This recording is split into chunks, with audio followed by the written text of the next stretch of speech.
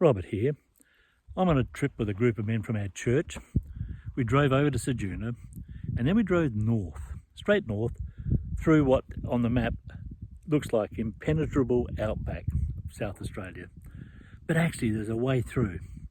There's a track that was built, it's called Goog's Track. It was built by a local farmer.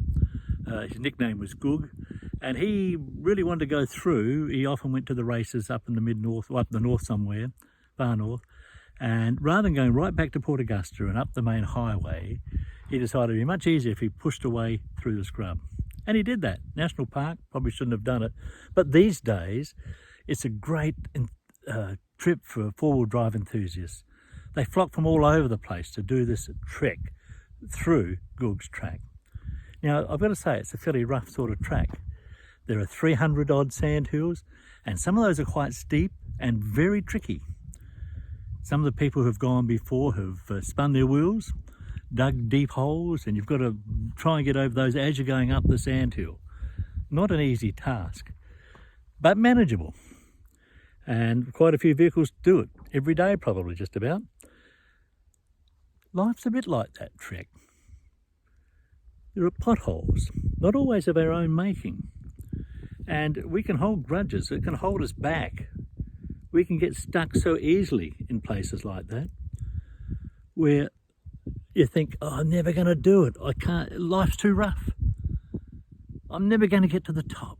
And you get to the top and you discover there is another sand hill in front of you, and another one, and another one.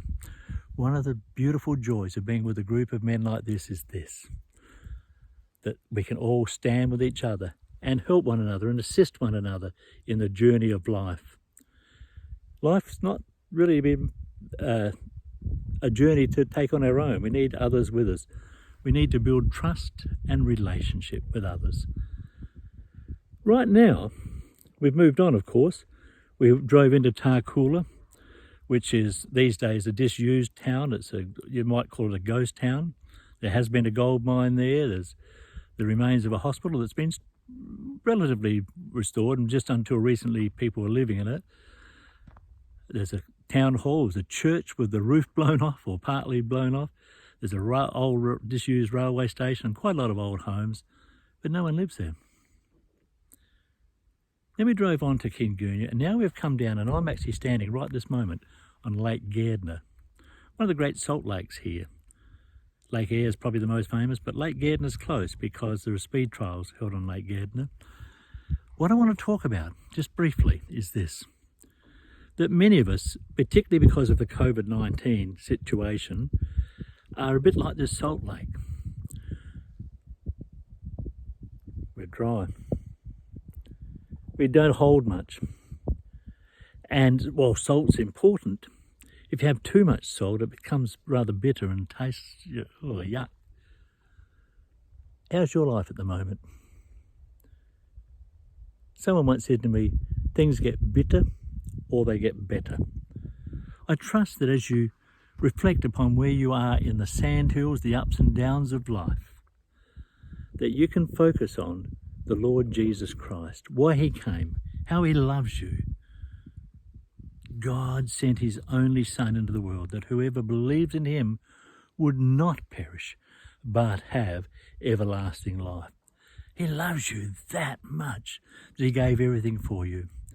And he, not only that, he gives you all that you need for life. So if you're feeling a bit dry, if you're feeling a bit as though there's so many rough spots in the journey of my life, and I haven't even created some of those. Others have gone before me and have put me in a rough spot. I can blame others. Push into Jesus. Trust him. Build your relationship with him. And I'll tell you this, he will see you through. May God bless you this week as you seek to just know Jesus in a newer and a deeper and a more meaningful way. God bless you.